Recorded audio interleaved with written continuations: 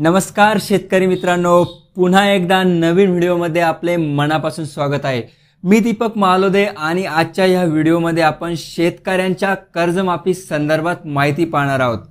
आपण पाहिलं असेल की राज्याचे हिवाळी अधिवेशन संपलेले आहे। अधिवेशन संपल्यापासून विविध न्यूज पेपर असतील, न्यूज चॅनलवरती माहिती प्रसारित होताना दिसत आहेत की शेतकऱ्यांची कर्जमाफी होणार व शेतकऱ्यांना याचा फायदा मिळणार यासारखी माहिती सोशल मीडियावर सध्या व्हायरल होताना दिसत आहे।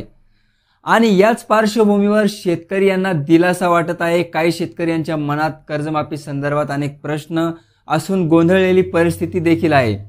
आणि याच अनुषंगाने आता प्रत्येक शेतकऱ्यांच्या मनामध्ये हा प्रश्न आहे की कर्जमाफी खरंच होणार की नाही। आणि याचं उत्तर जर आपण बघितलं तर कर्जमाफी होणार नाही आणि कर्जमाफी होणार देखील आहे। या प्रश्नाचे दोन उत्तरे आहेत। सविस्तरपणे जर बघायचं झालं, आपण पाहतोय सध्या राज्यात दुष्काळी परिस्थिती आहे। आपण जर मागे बघितलं तर गेले 3 ते 4 वर्षापासून गारपीट, मुसळधार पाऊस, अतिवृष्टी, पावसाचा खंड यामुळे शेतकऱ्यांच्या पिकाचे खूप मोठ्या प्रमाणात नुकसान झालेले आहे। आणि यामुळे शेती व्यवसायासाठी घेतलेले कर्ज फेडता येत नाही। यातूनच जर आपण बघितलं तर महात्मा ज्योतिराव फुले कर्जमुक्ती योजनेच्या माध्यमातून 2015 ते 2019 या वर्षामध्ये शेतकरी यांचे कर्ज माफ करण्यात आलेले होते। जे शेतकरी आपल्या कर्जाची परतफेड वेळोवेळी व नियमानुसार करत आहे अशा शेतकऱ्यांना 50,000 रुपयाचे प्रोत्साहन अनुदान देण्यात येत होते।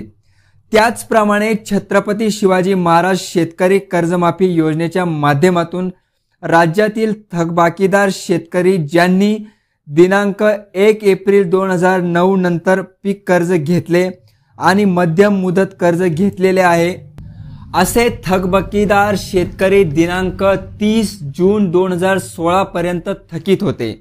अशा थकबाकीदार शेतकरी यांचे मुद्दल व व्याजासह 1.5 लाख रुपयाचे कर्ज निकषाच्या अधीन राहून माफ करण्यात आले होते। आपण जर बघितलं तर कर्जमाफीमध्ये आतापर्यंत हजारो कोटी रुपयाचे वाटप करण्यात आलेले आहे। आणि यानंतर आतापासून पुढे ज्या शेतकरी यांचे कर्ज थकीत असेल अशा शेतकऱ्यांचं काय होणार याबाबत हिवाळी अधिवेशनामध्ये सत्ताधारी व विरोधकांच्या माध्यमातून अनेक वेळा चर्चा झाली। केंद्र सरकारच्या माध्यमातून राज्यातील दुष्काळी परिस्थिती पाहता शेतकरी यांचे सरसगट कर्ज माफ करण्यात यावे यासाठी मागणी करण्यात आली। आणि याच अनुषंगाने आता राज्य सरकारच्या निर्णयाकडे सर्व शेतकऱ्यांचे लक्ष आहे। शेतकरी मित्रांनो, हिवाळी अधिवेशन संपलेलं आहे आणि सरकारच्या माध्यमातून राबविण्यात येत असलेल्या विविध योजना, वेगवेगळ्या घोषणा यांची माहिती मुख्यमंत्री व उपमुख्यमंत्री यांच्या माध्यमातून देण्यात आली।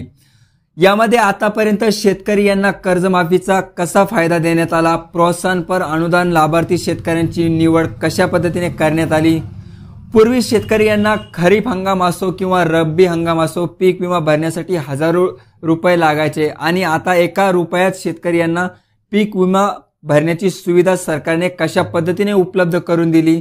तसेच नैसर्गिक आपत्तीमुळे होणाऱ्या अनुदानाच्या वाटपासंदर्भात माहिती देखील या ठिकाणी देण्यात आली। अशा प्रकारची माहिती सरकारच्या माध्यमातून देण्यात आली आणि ही सर्व माहिती देत असताना मुख्यमंत्री यांच्या माध्यमातून सूचित करण्यात आलं होतं की छत्रपती शिवाजी महाराज शेतकरी सन्मान योजनेच्या माध्यमातून वेगवेगळ्या त्रुटीमुळे काही शेतकरी कर्जमाफी योजनेपासून वंचित होते।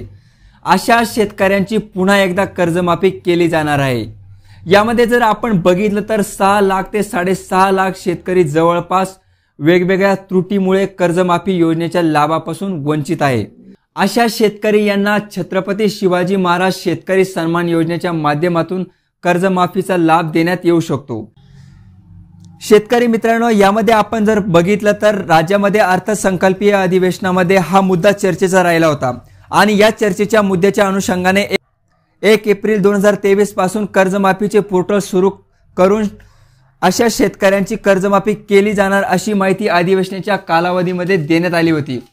मंत्री महोदयाच्या माध्यमातून ही माहिती देण्यात आली होती आणि आता आपण पाहतोय 1 एप्रिल 2023 होऊन किती दिवस गेले आणि आता डिसेंबर 2000 महिन्याचा अखेर संपत आहे 8 ते 9 महिन्याचा कालावधी होऊन गेला तरी देखील कर्जमाफीचे हे ऑनलाईनचे पोर्टल सरकारच्या माध्यमातून सुरू करण्यात आलेले नाही।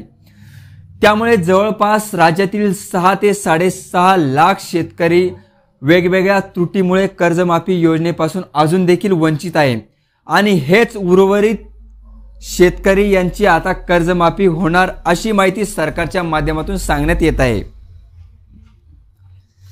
शेतकरी मित्रांनो, यामध्ये महत्त्वाचा विषय असा आहे की आता निवडणुका देखील जवळ येत आहे आणि निवडणुकीच्या तोंडावर अशी घोषणा करून या उर्वरित 6 ते 6.5 लाख शेतकऱ्यांना कर्जमाफीचा लाभ सरकार देऊ शकते व त्याचा फायदा देखील सरकारला निवडणुकीसाठी होऊ शकतो।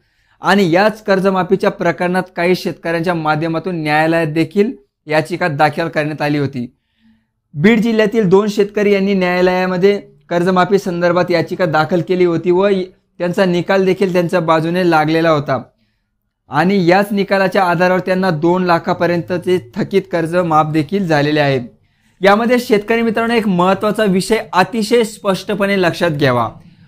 आता जी कर्जमाफी शासनाच्या माध्यमातून केली जाणार आहे ती कर्जमाफी दुष्काळीमुळे किंवा गारपिटीमुळे नुकसान झालेल्या पिकांच्या भरपाईसाठी केली जाणार नसून मुख्यमंत्र्यांच्या माध्यमातून जी कर्जमाफीची घोषणा करण्यात येते, जी की छत्रपती शिवाजी महाराज शेतकरी कर्जमाफी योजनेपासून वंचित असलेले शेतकरी आहे, जे त्रुटीमुळे कर्जमाफी योजनेचा लाभ त्यांना मिळालेला नाही, अशाच शेतकऱ्यांची कर्जमाफी ही होणार आहे। त्यामुळे या ठिकाणी शेतकरी मित्रांनी हा मुद्दा या ठिकाणी लक्षात घ्यायचा आहे आणि विविध ज्या काही वेगवेगळ्या यूट्यूब चॅनलवरती बऱ्याच साऱ्या ठिकाणी खोटी माहिती प्रसारित केली जात आहे।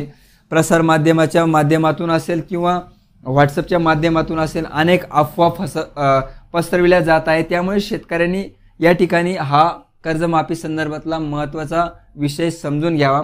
या ठिकाणी आपण आज कर्जमाफी संदर्भात माहिती घेऊन खास या व्हिडिओमध्ये आलो होतो। शेतकरी मित्रांनो, या ठिकाणी नेहमीच तुम्हाला शासनाच्या योजना व माहितीपूर्ण व्हिडिओ देण्याचा माझा प्रयत्न असतो।